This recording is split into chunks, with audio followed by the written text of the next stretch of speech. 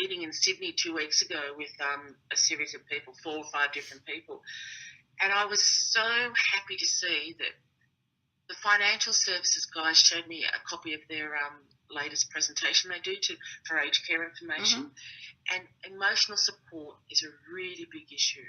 Yeah. And they are actually, they've asked me to come and talk with them to do a presentation at the next information night in June, because they understand how important the emotional support is. Yeah. And how usually when something goes wrong, it's because there's a death in the family or there's a bad accident and everyone's really upset. Yeah. How do they cope with that?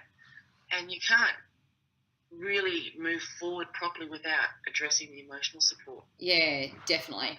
And if that's, it's also, it's unfortunate that there is such a gap there, but I mean, the things that I immediately think about is, okay, so what about money? What do we need to do legally? What do we need to do in terms of logistics wise? And the gap there, the elephant in the room, is how do you manage your emotional well-being? How do you even begin to help the person, your loved one, who's going into it in their emotional well-being?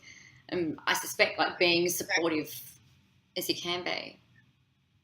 And that's one of the big issues that I found for me personally, I was on 4 hours a night sleep. Yeah. I wasn't looking after myself because I was still working full time, had a family, and I was trying to make sure everyone was being looked after. Yeah. I was also trying to make it easier on my sister in Adelaide, and which was probably the wrong thing to do because I just sort of alienated her for a while there. Yeah. But, you know, you learn those things, and that's our handy hints and advice we want to pass on to people. That's, if you're aware of it at the very beginning, you don't make those mistakes. Yeah. Or if you do, you can address it a lot quicker. Yeah.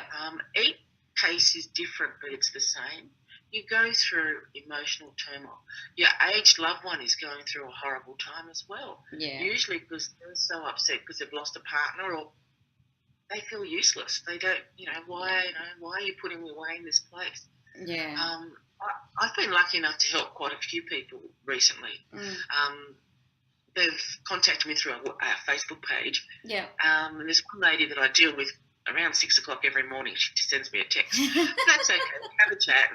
And she just likes having someone there who understands what it's like. Yes. She knows that I'm not going to tell her what to do because that's not what this is about. I'm not going to tell her which financial services to go to.